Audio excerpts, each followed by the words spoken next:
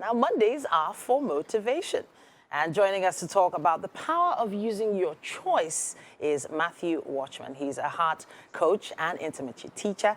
And his main obsession is the transformation of individuals and how it affects the world around us. Welcome to the show. Thank you so much for having me. So I heard great things about last week's conversation. When it comes to motivation, we take it really seriously because the people at home take these little nuggets and go about their day for the rest of the week with something special. Now, when it comes to choice, it's a conversation not a lot of us have with maybe parents or older people in our environment. So why choice? Why are we talking about choice today? I think at the base level, choices are the definition of our humanity. Okay. They are our biggest identity markers to the world. I'm going to give a little context to this. The ability to choose is what makes us most human, but also is what makes us most like God. If we don't have choice, what's the difference between us and a random cat on the road or a dog? They're programmed to act a certain way. Our ability, the power comes from us, the ability to choose.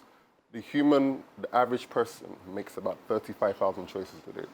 A day? A day, every single day. 35,000 choices a day? Every single day. You're making 2,000 choices per hour, basically. Okay. So from, let's say this is an average of you're sleeping 7 hours a day, then that's around the clock. So if you're not sleeping 7 hours a day, you're basically making more decisions. You understand? That's why you see people like Mark Zuckerberg and Steve Jobs when he was alive. They try to streamline as much as possible. So you see they sort of dress the same always. They try to do a process of elimination of choices so that their brains could focus on more. So if we're talking choices, we're talking about the value of your humanity. So now you've singled out that word choice. Yeah. But we're already making choices. So why is it important for us to understand the power of choice since we're already making so many choices already? Because not everybody's making conscious decisions. Okay. A lot of the thinking, a lot of the choices we make are quote unquote automated. And so a lot of us aren't making any real-time decisions. What is happening is that the way our brain is designed, first of all, we need to first understand that our brain will probably be the most advanced computer in the world. Think of it as a giant processing unit. And so what happens is this. Let's say you've had a bad day. What the brain does is that it looks for other associative memories that correlate with the feeling that you're feeling in that moment. And so that's why you see that whenever you're feeling down, you sort of pull other memories and they sort of excavate or rather exaggerate what's going on in your head. And so what is happening is that based on past things that have happened to you, maybe trauma, maybe things that have been good, things that have been bad, you're responding from the past and not making a present decision. And so the power of your choice is that in that moment, instead of simply responding, you actually have to step back and say, the way I want to respond, am I responding from the past or am I making a conscious decision in the moment? So now the power of choice, from what I'm hearing, is choosing to maybe sideline or remove negative thoughts, negative actions, negative responses to certain situations. But how do we consciously take control of our choices? Practice makes perfect, as with everything in life. So which means there has to be something that you're weighing your individual choice against. I think the most critical element of making your choices, right, there are two things you must factor into this. What is your identity? Two, what values do you hold? If you don't have those two things figured out, what sort of happens is that you're sort of going with the flow. Your identity and your values, they give you a mirror to weigh things against. And you're really saying, is this me? Does this reflect me? Does this reflect the person that I want to be in the moment or the person that I want to be in the future? And so if we can begin to think about that and then realize that choices, while they may seem emotional, they're not designed to be emotional. Because what happens is that if you respond to someone in anger, you're most likely to get in trouble because they're responding from an emotional place. So our choices have to be conscious, which means there has to be a logical factor to it, where you now have values and your identity to weigh against. So in the society of today, and in fact for centuries, there's always been some kind of code of conduct, some kind of guidebook, some kind of structure for people to make choices by. Of course, Christians use the Bible. Muslims use the Quran. And of course, there is the Constitution. I'm thinking about our own personal code. and how we can begin to build it to make the right choices? So this is where the journey of self-introspection comes along. Okay. You understand? Questions you need to ask yourself: who do I desire to become? Who do I need to be on a daily basis? What are my dreams? What are my goals? Those are the sort of things that you have to factor into this. And so when I work with people, there's a particular exercise that I like to do. Okay. And so I told them to pick up 4 people: a religious person in your life, okay, somebody you work with, a member of your family, okay, and your partner. Okay.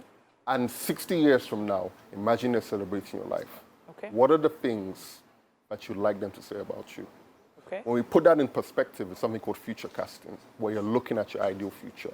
Now, if you want them to say these things about you, what choices do you need to start making today in order for this to come out to be you? Okay. So I think that's the best way to do it. That's a long list. Are you saying actually write it down? You have to write it down. It's the best way to process information. Okay. Because once you're committing it to paper, there's a scripture that says, think of things that are lovely, think of things that are kind. Against these things, there are no such laws. So the Bible encourages us to think, to process information. Okay. And truth is this: anything you don't write, there's a Chinese proverb: the faintest pen is better than the sharpest mind. Wow. Which simply means that anything you write down, you are more likely to remember, and you're more likely to commit to the process. If it's just there, imagine you're thinking 35,000 thoughts a day. You'll forget something, it will fall through the cracks. There's a reason why you process with writing. With that number of thoughts going through our head every single day, why does it feel like the only things that become more significant or more prominent or that have a spotlight are the negative ones? Your brain is a defensive tool. It is designed to protect you. Okay. And many times, negative thinking will keep you out of danger. It stops you from taking risks. It's a fight or flight syndrome. Okay. It stops you from taking risks. So let's say, for example, you want to go for something. Your mind will first come up with 1,000,001 reasons why not to do it. Okay. Oh, I don't want to be embarrassed. Oh, I don't want to be this. I don't want to be that. So that means you now have to go the extra mile of pushing yourself to put yourself out there. Okay. So in order to live your dreams, you need to understand your brain, by design, will try and protect you. But you need to push past and begin to program your brain in order to respond to the type of person you desire to be.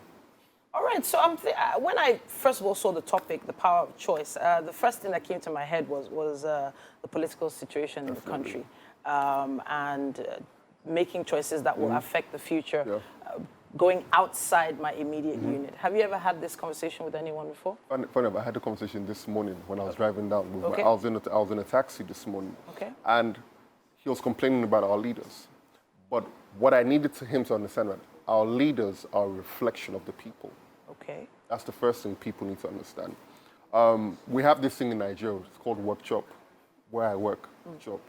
If the average man is doing this on a limited salary, what do you expect someone to do on a higher level with vast amounts of wealth available to them? And so, on a human level, before we continue to talk about the politicians and what they're doing, what are you doing in your workspace? Okay. What choices are you making to make your workspace a better person? If you're a boss, are you treating your people well? Are you paying a livable salary? Those are the things that we're talking about before we're talking about, oh, it's a national problem. If the people begin to change at both the top and the bottom, we'll find that there's sustainable change in society. We can't hope that one man is going to come and change everything when the people still behave the exact same way. Okay.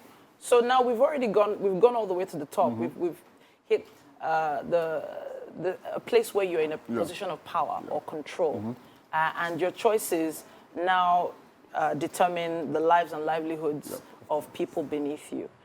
It does tend to lean towards being a little more tough and giving tough love, so to speak. So how do you begin to structure your choices when it comes to other people's situations? I think, okay. Go ahead. The heart, the human heart, the human body, we are naturally selfish. We are about self-preservation, about our best interests. Okay. That is the human nature. It is your job as a leader to think about, this is me, what about the average man on the street? And the only way to do that is to learn empathy. And what is empathy? It means you need to step out of your box and see what is really going on in people's lives, which means there have to be real conversations.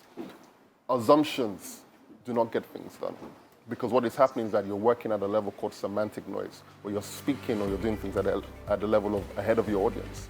So empathy is critical. If we can work on empathy, we will find genuine changes. Honestly, this kind of conversation is not one that we can wrap up in 10 minutes, but it will continue on social media. Please use our hashtag WakeUpNigeria on TVC with your questions and contributions, and we'll see what we can do for Matthew Watchman so to respond to them. Thank you so much for joining us.